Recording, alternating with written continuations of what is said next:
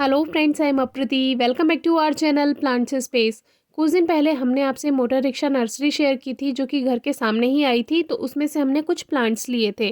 Video अभी तक check नहीं की है तो डिस्क्रिप्शन बॉक्स में वीडियो ज़रूर चेक कीजिए। और उनको बोला भी था कि कोई नया पौधा अगर आप लेकर आते हैं तो हमें ज़रूर देना। तो आज फिर से मोटर रिक्शा नर्सरी आई थी और उसमें बाकी के पौधे जो थे वो तो सब सेम ही थे, लेकिन एक नया पौधा था जो हमारे लिए ही भैया लेकर आए थे, जिसमें 3 कलर्स थे।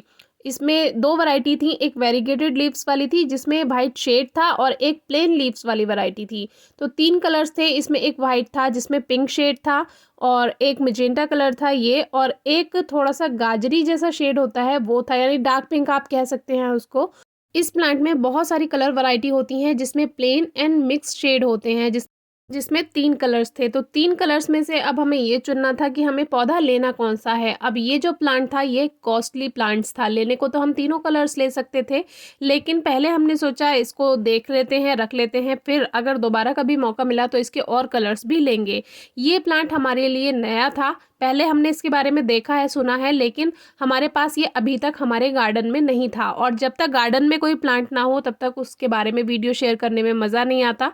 इसीलिए हमारे व्यूअर्स को न्यू न्यू प्लांट्स मिलते रहें, तो हमारी कोशिश रहती है कि हम नर्सरी से ऐसा प्लांट लेकर आएँ जो थोड़ा सा डिफरेंट हो।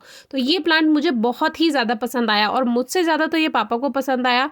इसके जो फ्लावर्स हैं वो भी डिफरेंट है। आप देख रहे हैं सामने कि इसका जो फूल है वो कुछ उल्टा खिला हुआ है, तो इसके फूल ऐसे ही खिलते हैं। इसकी जो पेटल्स होती हैं वो पीछे की तरफ हो जाती हैं पूरी, और इसके फूल एकदम से दूसरे फूलों से थोड़े अलग ही खिलते हैं। अब जैसे ये जो नीचे फूल है, ये जो खिला है, ये पूरा जब खिल जाएगा तो ये पीछे इसकी पेटल्स हो जाएंगी। तो यही इसके फूल इसी तरह खिलते हैं। और ये प्लांट मुझे इसलिए भी अच्छा लगा, जो इसकी छोटी कलियां थीं वो बिल्कुल वाटर लिली के जैसी थीं, जो कि अभी आप नीचे की तरफ इसमें देखेंगे। और जो पत्तियां हैं, आपने अगर कॉइन प्लांट देखा हो तो उसकी तरह इसकी कुछ कुछ पत्तियां हैं, कुछ कुछ बेगोनिया के जैसी इसकी पत्तियां थीं, यानी कि जिसमें हल्का सा वाटर कंटेंट रहता है, बिल्कुल वैसा ही। और देखिए इसकी छोटी छोटी कलियां आप देखिए, बिल्कुल ऐसी लग रही थी जैसे वाटर लिली या लोटस प्लांट की इसमें कलियां खिलती हैं, बिल्कुल वैसी ही इसकी कलियां थी और बहुत सारी कलियां इसमें नीचे से आ रही थी। ये जो प्लांट है ये बहुत कम देखभाल मांगता है, लेकिन इसके लिए सबसे खतरनाक होता है सॉइल में ओवर मॉइस्चर।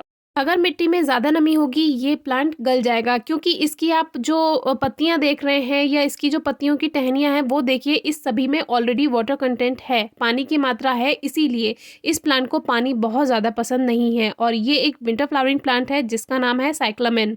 इसको साइक्लामेन भी कहते हैं और इसको सिक्लामेन भी कहते हैं। अगर आपने बेगोनिया प्लांट देखा है तो आप इसको समझ सकते होंगे पौधे को। ये जो प्लांट है इसको बहुत ज़्यादा धूप की रिक्वायरमेंट नहीं होती है, यानी कि अगर आपके घर में आपकी बैल्कनी में कम धूप आती है, ये पौधा आप बहुत आसानी से ग्रो कर सकते हैं।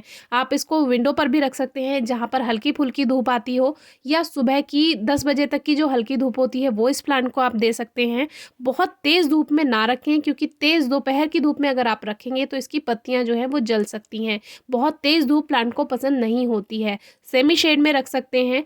बहुत से लोग इसको इंडोर प्लांट बताएंगे, लेकिन इंडोर में इसलिए नहीं कहूँगी क्योंकि इंडोर में क्या होता है, हमारा घर बंद रहता है और बंद घर में बहुत से प्लांट्स होते तो वो इंडोर प्लांट्स हैं, लेकिन बंद घर में बहुत से प्लांट्स बेकार हो जाते हैं, जो घर की गर्माहट होती है उससे या प्रॉपर ब्राइट लाइट ना मिलने से। तो कोशिश कीजिए ऐसी जगह पर रखें जहाँ पर इसको सुबह की हल्की फुल्की धूप मिल जाए, या आजकल जैसे सर्दियों की धूप में थोड़ा सा धुंधला रहता है सूरज, तो उसमें भी आप रख सकते हैं।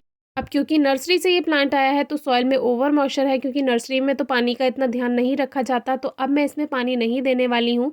और बीच बीच में मिट्टी की गुड़ाई भी करती रहूँगी, जिससे नमी जल्दी से जल्दी इसमें ख़त्म होती रहे। फर्टिलाइज़र के नाम पे आप इसमें गोबर की खाद, वर्मी कंपोस्ट दे सकते हैं, लेकिन इसमें फंगस का सबसे ज़्यादा ध्यान रखना होगा, क्योंकि इसका जो ट्यूबर होता है जिससे ग्रो होता है, ट्यूबर से बहुत आसानी से ग्रो हो जाता है। और जो इसके फूल हैं इसमें सीड भी बनते हैं, तो सीड कैसे बनते हैं वो आपसे आगे शेयर करेंगे। पुराने सूखे फूलों को हटाते रहें, क्योंकि अगर पुराने सूखे फूलों से सीड बन गए तो फिर इसकी फ्लावरिंग रुक सकती है।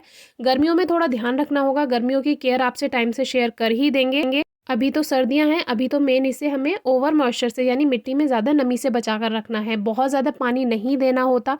फर्टिलाइज़र भी आप 20 दिन में, 25 दिन में मिट्टी की गुड़ाई करके हल्का हल्का दे सकते हैं। नीम खली, अगर फंगस का डर लगता है तो आप नीम खली का यूज़ भी कर सकते हैं।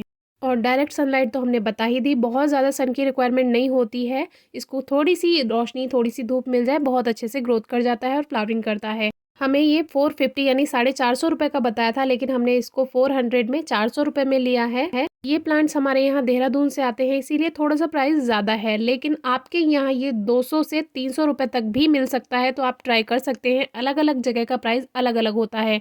हमें ये 400 रुपीज़ में मिला है, तो थोड़ा सा कॉस्टली है, लेकिन कोई बात नहीं, यूनिक चीज़ महंगी ही होती है और हर जगह ये प्लांट मिलता भी नहीं है, इजीली अवेलेबल भी नहीं है। सर्दियों की शुरुआत होने पर आप इसको बल्ब से भी ग्रो कर सकते हैं, ऑनलाइन बल्ब मंगा सकते हैं। बाकी इसके